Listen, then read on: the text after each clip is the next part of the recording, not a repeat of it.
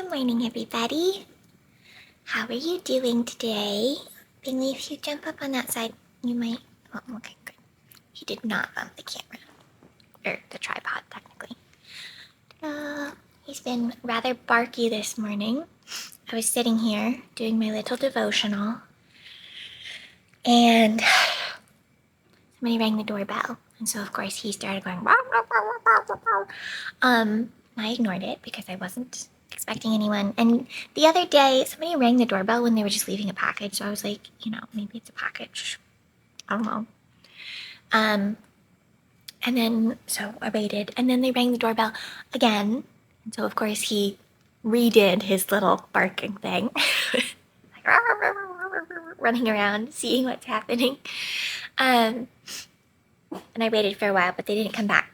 So then we went upstairs to see what the hoopla was, to see if there had been a package left. Like, if I'm home alone, I'm not going to open the door if I'm not expecting somebody. So, anyway, I went up to see, and there was nothing. They were just, I guess, they just wanted to ring the doorbell, talk to whoever was here. So, I did not do that. But it worked out. Even though there was no package, no nothing, I realized that I had left out Bingley's squeezable turkey. So I feed him, those squeezable baby food pouches, since he's reactive. When he sees dogs outside, giving him some food from that squeezable package gives him something to do. So that licking helps calm him. And it has really been making a difference. And his favorite is, of course, the squeezable turkey. So far, he likes that more than the fruits and whatnot. But I had left it out. Thankfully, we only went out like half an hour ago. But so it worked out that I got to put that away. Didn't waste it. So how are you all this morning? I am working on my blanket, doing my rows. I'm on my first row still. Doing double crochet today, so it's taking a little bit longer.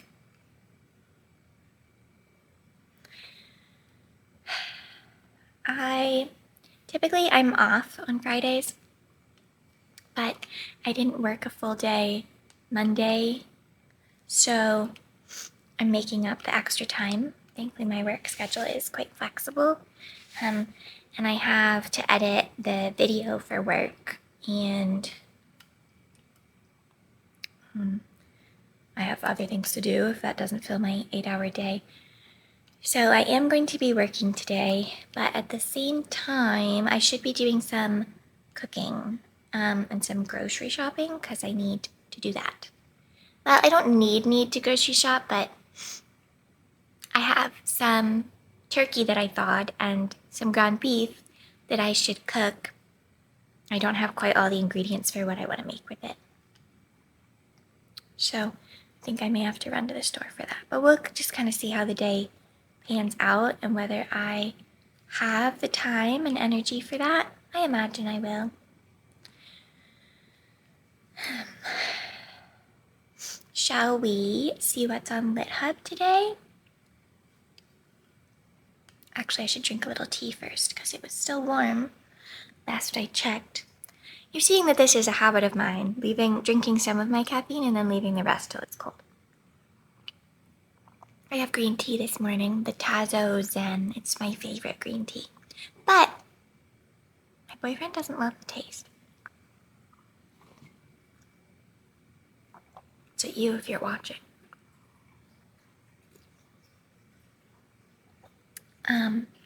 Yes, LitHub. Okay.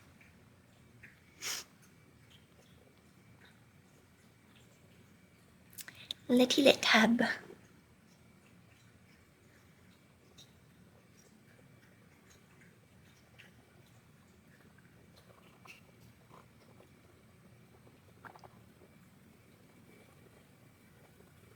Okay. So the things are basically the same as yesterday. I don't know if they've had any updates. Would you please not sit on my work in progress, my boy? I would super appreciate you not laying on top of that. I need to work on it. Let me just move you around it.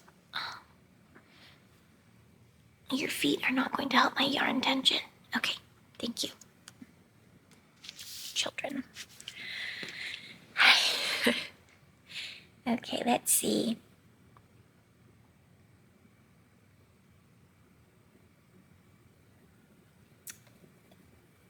Glenn North on Kansas City's jazz, poetry, and barbecue. That seems...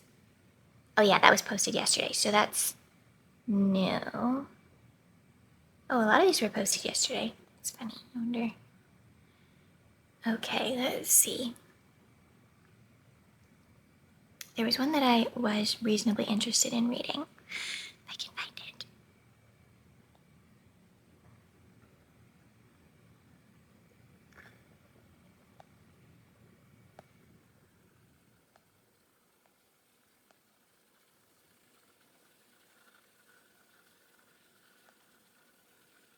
Okay, I was gonna do Against Disruption on the Bulletpointization of Books. But look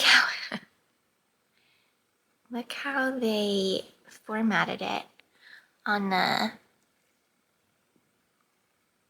Bulletpointization. Bulletpointization. That's funny. Okay. It's the beginning of a new year, and you might have seen floating around on social media lists like 52 books to read in 2024 or 42 books that will change your life, posted by Library Mindset, an account with 4.6 million Instagram followers. You might notice comments on these lists like, OMG, I wish all this information was in my head. You might notice what these books have in common. White backgrounds, almost entirely male authors, a focus almost entirely on business and self-help. But this isn't a column about diversity. It's about more philosophical questions. What are books? What purpose do they serve? It seems to me that there is a fundamental discrepancy between the way readers interact with books and the way the hack your brain tech community does. A wide swath of the ruling class sees books as data intake vehicles for optimizing knowledge rather than, things to intellectually engage with.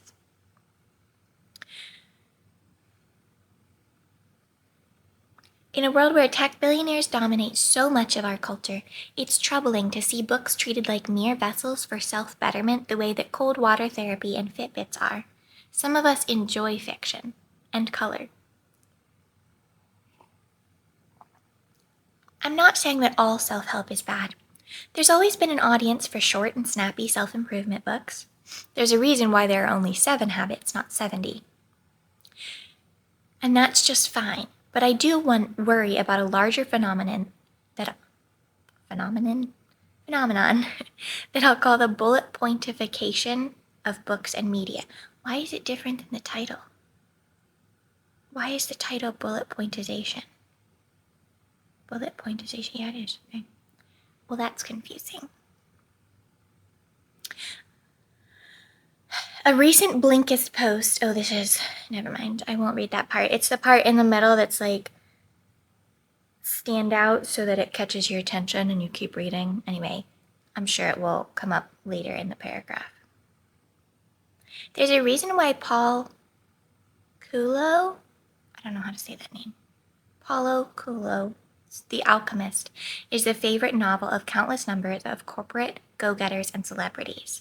It's a short, shallow parable about pulling oneself up by one's bootstraps, and it comes with some highly quotable maxims that can serve as inspirational action steps. For instance, there is only one thing that makes a dream impossible to achieve: the fear of failure. The Alchemist is the ultimate message book with easy takeaways. If you'll excuse me, I will be right back. Okay, I'm back. All right, let's see. The popularity of book summary services like Blinkist and Shortform is a perfect encapsulation of what gets lost, nuance in the bulletpointification of books, in which every bit of information is served in digestible, bite-sized portions that you can upload right to your brain. A recent Blinkist post titled 7 Blinks to Understand the Conflict Between Israel and Hamas may give you some idea of the scale of such bullet point derangement, as if a blink was a proper unit of measurement to understand a genocide happening before the world's eyes.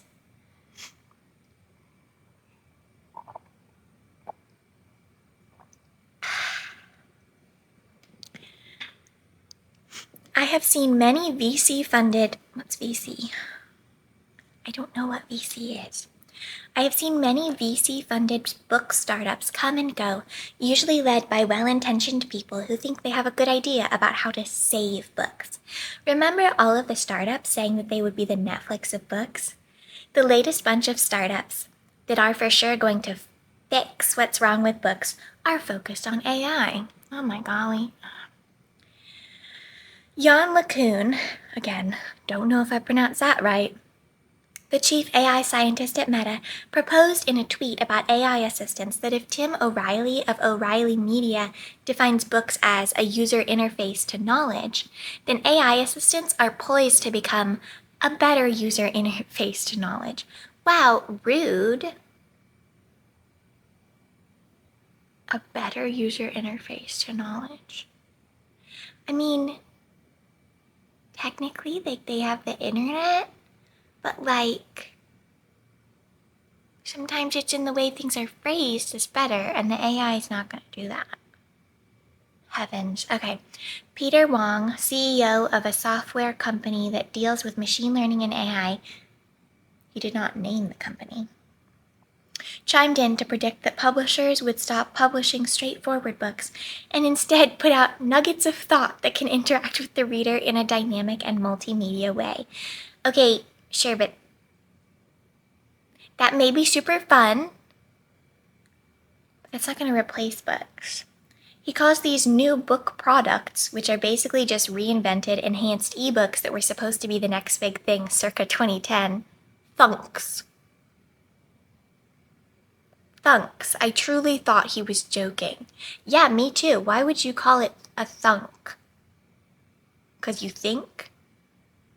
You thunk about it?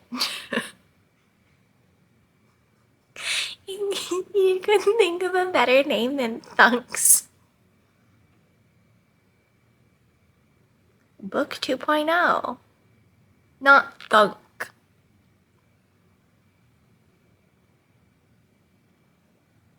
Oh my golly. Okay. In July of 2023, Elizabeth Minkle wrote an excellent piece for Wired about why she believes that generative AI won't be the next technology to disrupt books.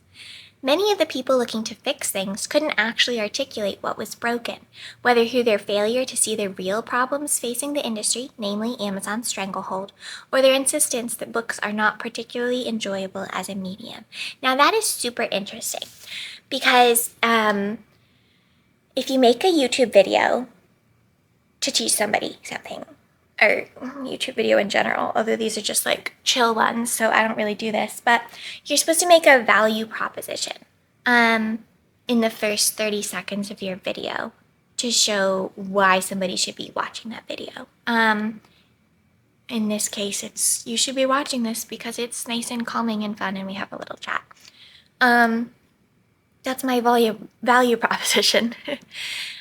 But the fact that they don't have a value proposition, they don't have a reason that the consumer needs one of these not books or a thunk, that is remarkable because they don't actually know what the problem is, so they can't make a value proposition.